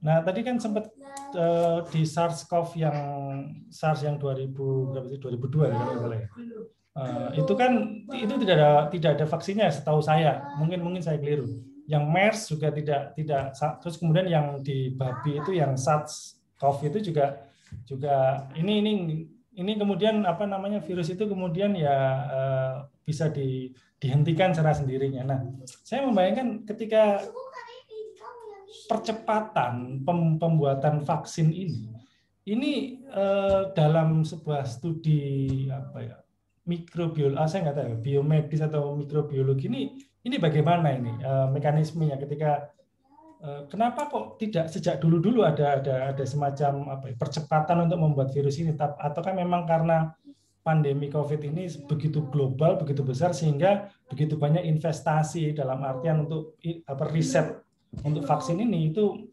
membuat vaksin ini menjadi cepat ditemukan gitu ya, dikembangkan. Jadi artinya apakah kita memang butuh sebuah musibah segede ini sehingga para investor itu mau investasi untuk mencari vaksin? Saya rasa dua pertanyaan itu mungkin agak menyimpang dari apa, yang kedua mungkin agak menyimpang dari mikrobiologi. Cuman saya ingin tahu apa ya, mungkin political economy di balik sebuah riset tentang vaksin ini. Ya, baik. Terima kasih Pak Nino. Pertanyaannya dua tapi panjang ya Pak Nino. Oke, silakan Dr. Sugi dulu.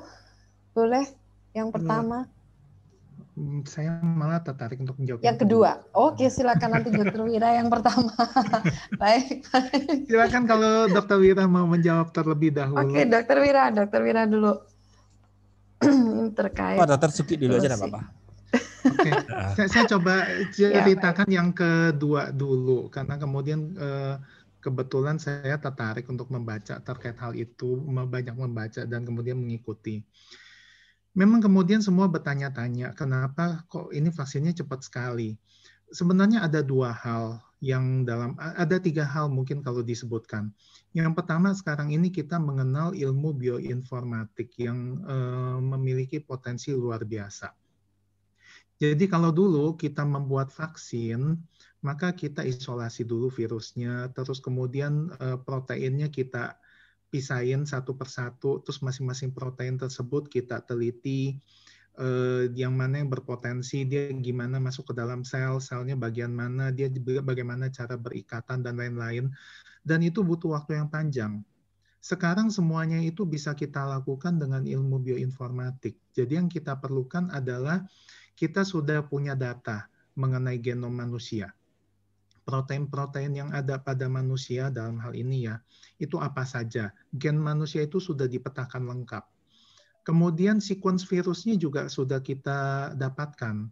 Itu bisa disequence dengan mudah. Lalu kemudian digunakan simulasi secara computerized yang kita sebut sebagai in silico. Jadi kemudian dengan algoritma tertentu, sequence DNA tertentu, kita tahu asam aminonya seperti apa. Masing-masing asam amino itu memiliki distribusi elektron seperti apa, lalu kemudian dia akan membentuk struktur 3 dimensi seperti apa. Itu disimulasikan secara komputer, secara in silico. Jadi kemudian bisa dideteksi kira-kira protein ini nih yang akan berikatan dengan baik, protein ini yang kemudian menjadi calon vaksin dan lain-lain. Itu membypass proses pembuatan vaksin sampai 5-6 tahun dengan metode in silico. Itu pertama. Yang kedua, sebenarnya juga kita nggak start dari awal, karena ketika SARS muncul, MERS muncul, kemudian juga ada Ebola, dunia tentu saja kemudian antisipasi, ini merupakan jenis penyakit yang berbahaya, termasuk dalam kategori emerging disease and new emerging disease, maka kemudian mereka sedikit banyak sudah melakukan riset.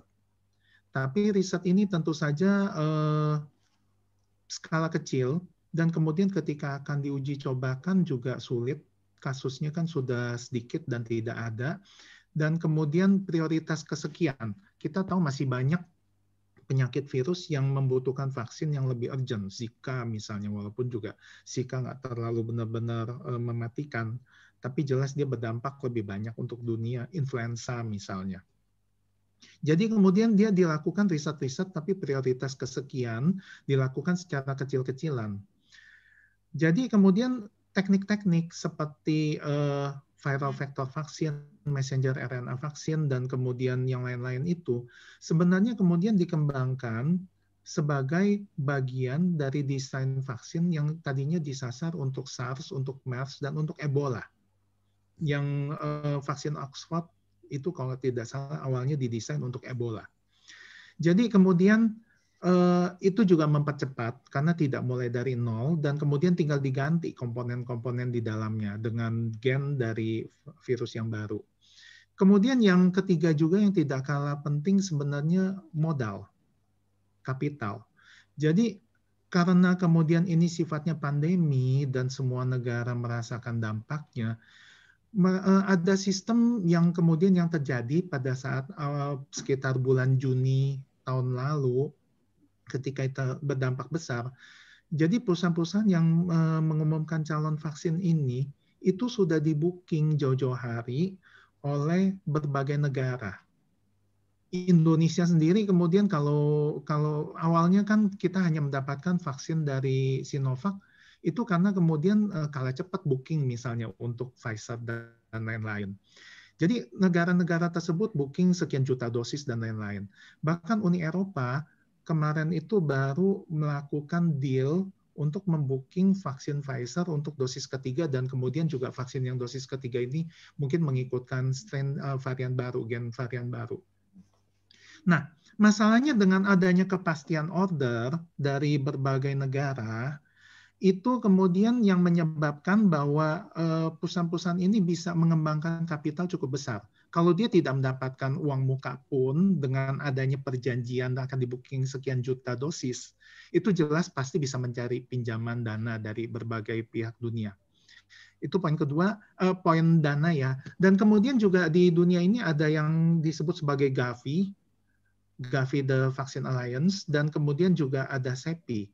CEPI ini sebenarnya mencari modal dari negara-negara nirlaba, dari berbagai NGO lah, dari berbagai filantropis dan lembaga-lembaga dunia, yang mereka sebenarnya tujuan utamanya sebelum adanya pandemi COVID ini, mereka memang memiliki tujuan untuk membooking vaksin dan kemudian memberikannya kepada negara-negara underdeveloped yang kesulitan untuk memenuhi kebutuhan vaksinnya sendiri. Karena motonya adalah we are not safe unless everybody is safe. Jadi kemudian ini semua seluruh dunia harus mendapatkan kesempatan untuk divaksin dan kemudian harus mendapatkan kesempatan untuk menghindari penyakit secara bersamaan. Kalau tidak akan percuma usaha yang dilakukan 1-2 negara. Nah, kemudian jadi kemudian CEPI sendiri juga mengumpulkan dana dan lain-lain. Salah satunya Bill and Melinda Gates Foundation. Itu kemudian mereka memodali lah produksi vaksin ini supaya bisa diproduksi secara lebih murah, dibeli secara bulk, sehingga economy of scale terjadi, lalu harganya bisa ditekan dan murah. Nah, inisiatif Gavi dan CEPI ini kemudian dikelola oleh WHO, yang kemudian kita kenal sekarang sebagai bentuk COVAX. Itu antara lain dari sana. Jadi kembali lagi kenapa kemudian bisa dikembangkan secara cepat? Pertama karena ilmu bioinformatik. Yang kedua bahwa itu tidak dimulai dari nol, tapi sudah ada beberapa desain vaksin yang sebenarnya ditujukan untuk penyakit lain sebelumnya. Dan yang ketiga bahwa bahwa kemudian bahwa ada kepastian pemesanan dan lain-lain itu sedikit banyak membantu percepatan untuk skala produksi dan lain-lain. Demikian. Oke, baik. Terima kasih Dr. Sugi. Sangat jelas sekali. Dr. Wira untuk pertanyaan pertama. Baik Bu, terima kasih. Mungkin sedikit Dr. Sugi saya menambahkan untuk jawaban untuk yang disampaikan oleh Dr. Sugi tadi. Saya pernah membaca di literatur itu bahwa sebenarnya vaksin untuk SARS-CoV-1 itu sebenarnya sudah sempat dibuat. Tapi ya itu karena wabahnya tiba-tiba seolah-olah menghilang. Jadi sehingga belum sempat dipublikasikan dan belum sempat dipasarkan. Ya, belum itu sempat mungkin diuji klinikan. Iya, betul. Itu mungkin juga kenapa kok SARS-CoV-1 hilang itu mungkin juga bisa disebabkan karena salah satunya sifat mutasi daripada si COVID ini, virus COVID ini, coronavirus. Karena virus COVID ini, yaitu tadi yang disampaikan oleh Dr. Sugi, memang dia itu bisa bermutasi sedemikian cepat di banyak titik. Tapi dia mempunyai suatu protein atau suatu gen yang bersifat seperti untuk memperbaiki kerusakannya tersebut. Sehingga sehingga bila terjadi suatu mutasi, maka mutasi tersebut seolah-olah bisa dibatalkan. Dan juga sifat dari mutasi dari dari baik SARS-CoV-2 maupun COVID sendiri itu sebenarnya lebih banyak justru tidak menguntungkan buat dia. Yang menguntungkan itu hanya sekitar 4%. Itu menurut teorinya sih. Gitu. Cuman ya mungkin Dr. Sugianto mungkin lebih paham tentang itu.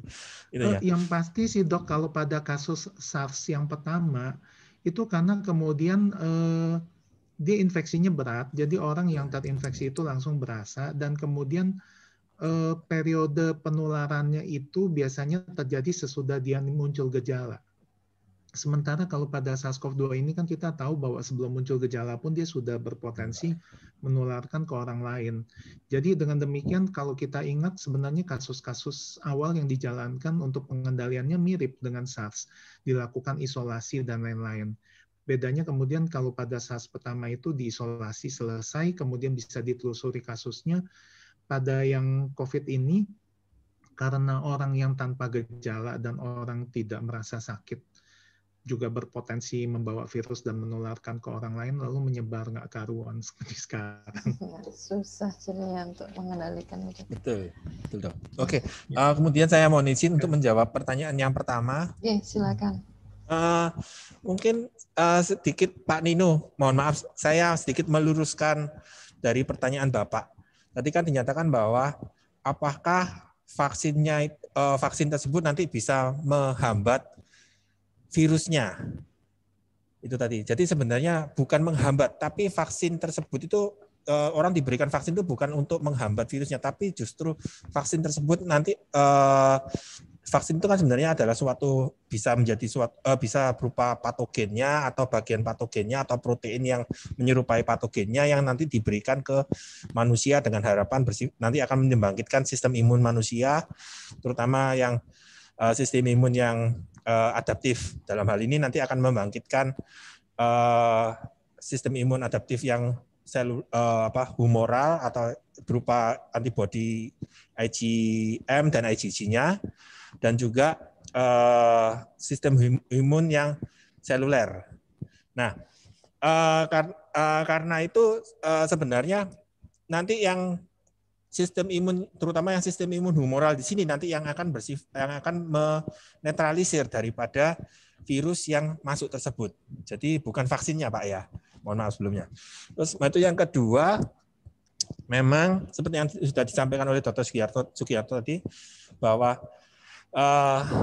virus SARS-CoV-2 ini terutama mutasinya itu bisa di banyak titik, tapi fokusnya terutama di protein S-nya, di mana protein S tadi merupakan protein yang dibutuhkan oleh si virus untuk berikatan dengan reseptor di host, di permukaan sel hostnya itu, yaitu reseptor S2 yang terutama banyak di sel-sel epitel, terutama sel-sel epitel saluran nafas, ya, sehingga dia nanti bisa masuk, bisa bereplikasi, terus nanti bisa, kalau sudah replikasi, dia nanti akan keluar kembali dengan dari tubuh hostnya tanpa merusak sel hostnya tersebut. Nah,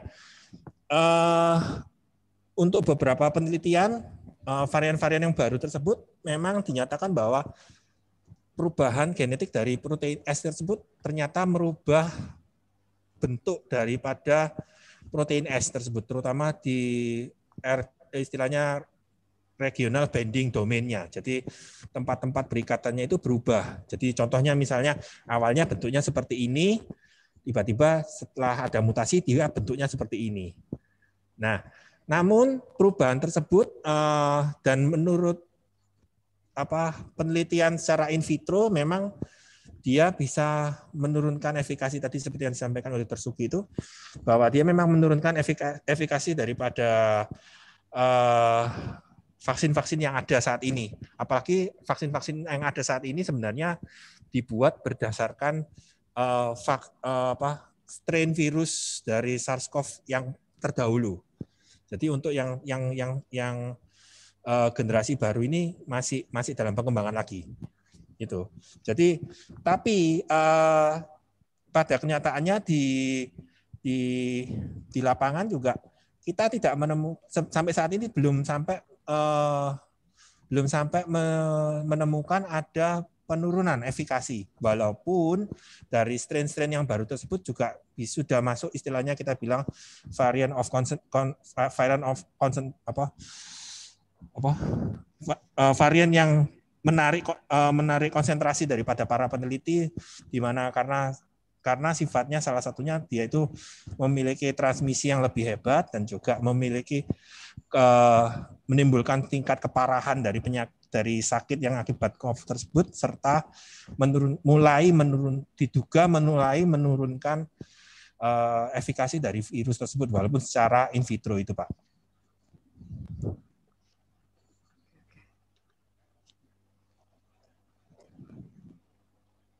Baik. Terima kasih.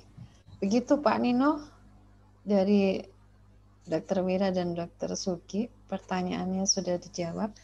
Ini ada satu lagi pertanyaan, dokter, dari audiens, dari Mbak Laila. Jadi mengenai kalau misalnya vaksin itu diberikan, ternyata baru tahu kalau dia hamil, tapi sudah terlanjur diberikan, ini ada dampak negatifnya atau enggak ya, Dok? Karena waktu pemberian itu belum tahu kalau hamil.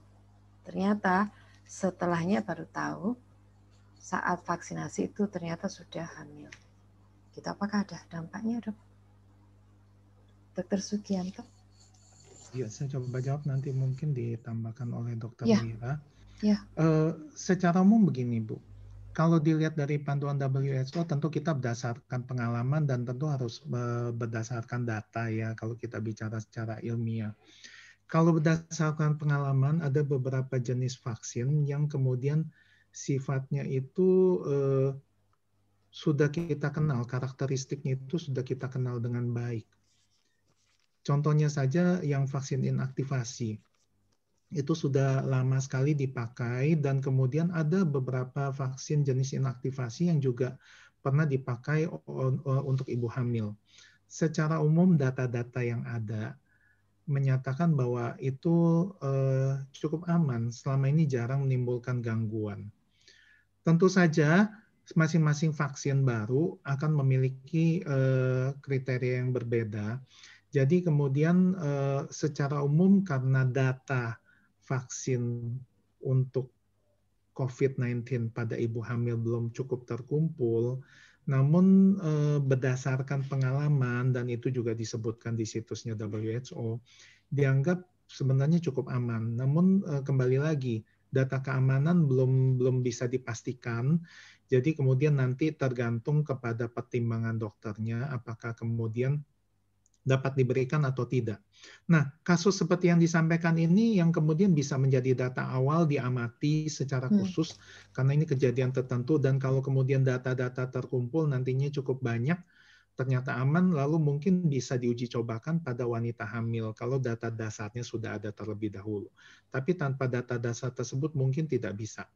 Nah, bagaimana dengan jenis viral vector misalnya yang sekarang juga beredar? Nanti kan ada beberapa jenis lain ya seperti subunit protein. Nah, viral vector itu kan kita memasukkan virus. Walaupun adenovirus sejauh ini diketahui aman, tapi sepertinya orang akan lebih reserve, akan lebih enggan lah untuk melakukan penggunaan viral vector kepada ibu hamil karena dalam tanda petik dia dibawa oleh suatu virus walaupun virusnya jenisnya adenovirus. Kemudian bagaimana dengan vaksin messenger RNA? Vaksin messenger RNA ini adalah suatu teknik baru. Secara teori mungkin aman, tapi kemudian kita belum punya banyak pengalaman dan belum punya banyak data untuk vaksin jenis baru ini. Jadi kecuali kalau tidak sengaja, tapi sepertinya orang mungkin dokternya mungkin akan lebih enggan juga lah untuk memberikan yang jenis messenger RNA. Kemudian sebenarnya ada jenis lain yang ada 2 atau 3 jenis lain calon vaksin. Ada yang disebut sebagai subunit protein. Subunit protein walaupun kemudian tentu nanti butuh data lebih banyak lagi ya pada uji klinis dan lain-lain, tapi secara teori pengalaman manusia menggunakan vaksin jenis subunit protein itu juga cukup panjang dan cukup banyak. Sejauh ini relatif aman untuk ibu hamil yang normal ya, yang tidak dengan kondisi tertentu. Jadi mungkin juga aman, tapi sekali lagi butuh data yang lebih besar untuk bisa memastikan bahwa dia memang benar-benar aman. Ini baru secara teori saja aman. Demikian mudah-mudahan menjawab. Ya, terima kasih Dr. Sugianto. Mungkin Dr. Mira, silakan dokter. Saya rasa sih sama sih dengan pernyataan Dr. Sugiarto bahwa memang untuk wanita hamil memang untuk saat ini sampai saat ini istilahnya belum disarankan karena yaitu tadi data keamanan belum banyak dan belum ada istilahnya uji klinisnya langsung ke wanita hamil. Cuman seperti tadi yang disampaikan oleh Bu Yuni dari penanya bahwa ini settingnya kan adalah suatu kecelakaan. Iya. Nah, kalau suatu kecelakaan ya sebenarnya ya kalau kita bilang ya enaknya ya itu tadi bisa digunakan untuk data penelitian selanjutnya. Jadi untuk mengembangkan vaksin selanjutnya apakah memang aman untuk ibu hamil itu atau enggak. Itunya, Bu. Tapi ya gitu, biasanya setelah biasanya diharapkan kalau ini saya ngambil ini ya kasusnya pada ini juga soalnya saya pernah ada kasus seperti ini sih. Jadi waktu itu pasiennya itu ternyata habis disuntik, terus 2 minggu, seminggu setelahnya itu dia ternyata merasa loh kok aku gak mens ya, apa ini gara-gara vaksin atau enggak. Waktu itu melapor ke kita. Kemudian kita coba, Ibu mohon maaf coba lakukan tes hamil. Ternyata positif waktu itu. Terus akhirnya ya sudah kita catat, kita melakukan pencatatan identitas pasiennya, terus mari gitu juga vaksinnya apa dan kapan diberikan, serta terus kita follow up selama beberapa minggu. Ya itu Ibu. Jadi waktu itu kita istilahnya kita mengumpulkan data juga waktu itu. Hasilnya apa Dok? Ya sampai terakhir kita follow up sampai 3 bulan, sampai 3 bulan itu tidak ada masalah. Maksudnya baik waktu itu. Nah itu. Itunya. Ya, baik. Ini pertanyaan pamungkas ini Dok, pertanyaan terakhir dengan rencana vaksin ya, bahkan sudah ada begitu ratusan tadi, tapi yang direkomendasi WHO hanya beberapa. Ini apakah bisa memprediksi akhir dari pandemik ini Dok dengan adanya vaksin? Monggo Dr. Wira dulu. Oke. Ya, untuk memprediksi akhir pandemi ini terus terang menurut saya masih agak susah. Kenapa? Karena yaitu tadi vaksin yang kita gunakan itu salah satunya adalah masih menggunakan strain yang lama. Belum mendapat strain yang istilahnya untuk strain yang baru sedang dalam pengembangan. Itu satu. Terus kemudian yang kedua juga sebenarnya yang penting di sini adalah kemauan kita untuk menjalankan protokol kesehatan. Kenapa? Karena harapannya adalah walaupun itu dapat vaksin, ya kan? Harapannya adalah kalau strain yang baru tersebut tidak sempat menginfeksi manusia, maka strain yang baru tersebut tidak akan sempat untuk berkembang biak lebih lanjut, sehingga biasanya akan mati. Itu. Nah, kalau dari pengalaman kasus-kasus wabah seperti wabah influenza sebelumnya itu aja kita melihat bisa sampai sampai 20 tahun. Tapi ya itu dengan perkembangan teknologi yang saat ini memang diharapkan yaitu tadi bisa mungkin lebih cepat dari itu, dengan catatan yaitu lagi ya mindset kita sebagai terutama masyarakat untuk merubah mindset bahwa ya ini adalah suatu gejala pandemi dari COVID tersebut ini adalah kita hidup dalam suatu era yang baru, di mana era yang harus benar-benar menjaga protokol kesehatan. Itu Ibu. Jadi kalau untuk prediksinya kita tidak berani bilang kalau saya terus terang. Iya. Tahu mungkin Dokter Suki mungkin kalau ada Dokter Suki pertimbangan. Gimana Dokter? Prediksinya bagaimana? Ya. Sebenarnya sih karena kemudian ada dua hal sih. Yang pertama tadi sampaikan Dokter Wira bahwa kemudian virusnya ini juga terus-menerus berubah, menyesuaikan diri. Mungkin jadi seperti virus influenza, sampai sekarang pun kan influenza tetap ada. Dan yang kedua yang juga penting sih, diduga virus ini memiliki reservoir pada binatang. Diduga kuat bahwa virus ini merupakan suatu bentuk zoonosis. Dalam pengalaman manusia untuk mengendalikan penyakit infeksi, ada dua jenis virus yang relatif bisa dikendalikan. Yang pertama adalah virus cacar, variola. Tapi itu pun butuh ratusan tahun, ya butuh 100 tahun lebih sejak ditemukan vaksin-vaksinnya oleh Edward Jenner sampai tahun 1976-an dinyatakan bahwa variola itu tidak ada lagi di muka bumi kecuali disimpan beberapa strainnya di laboratorium khusus. Mengapa variola bisa dilakukan seperti itu? Karena kemudian variola tidak punya reservoir binatang. Dia hanya menyerang sel manusia. Sehingga ketika infeksi pada manusia bisa dicegah, maka kemudian itu dibasmi di kalangan manusia infeksinya, maka tidak ada penularan baru dari binatang ke manusia. Yang kedua adalah virus polio. Virus polio itu juga tidak punya reservoir pada binatang, hanya menyerang manusia. Sehingga kemudian kalau infeksi pada manusia bisa dikendalikan, maka penyakit tersebut dianggap bisa dimusnahkan dari muka bumi. Namun kalau kita perhatikan anak-anak kita masih diimunisasi polio. Kenapa? Kasus polio terakhir di Indonesia mungkin sudah lebih dari 10 tahun yang lalu. Anak saya ketika kecil mendapatkan pekan imunisasi polio, di mana walaupun sudah diberikan imunisasi polio dasar, lalu kemudian pada saat pekan imunisasi itu semuanya dapat polio lagi. Itu sebagai upaya untuk itu. Amerika mungkin sudah kasus polio terakhir sudah 20-30 tahun yang lalu. Tapi kenapa anak-anak kita masih diberikan? Karena kemudian ada sekelompok kecil daerah terpencil di daerah Afghanistan dan Pakistan, di mana polio itu masih endemik. Jadi kemudian dikhawatirkan bahwa kalau itu sampai menyebar dengan era globalisasi dan arus pergerakan manusia seperti saat ini, itu dikhawatirkan tidak terkendali. Karena itu kita di Indonesia, anak-anak Amerika di Amerika tetap diberikan vaksin polio. Mengingat hal tersebut. Nah, kembali lagi ke COVID, dengan rata-rata butuh vaksin 2 kali, dan dengan jumlah penduduk manusia di dunia ini sekarang lebih dari 7 miliar, dibutuhkan belasan miliar vaksin. Belum lagi kalau kita bicara mengenai dosis ketiga.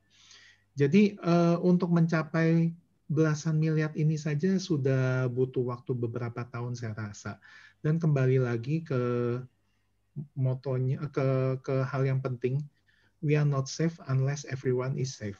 Jadi kalau ada penduduk di dunia yang masih terinfeksi COVID, maka walaupun kita di Indonesia sudah tercapai herd immunity, jadi kuncinya juga herd immunity tadi, vaksinasi harus dilakukan secara cepat dan merata dan mencakup semua.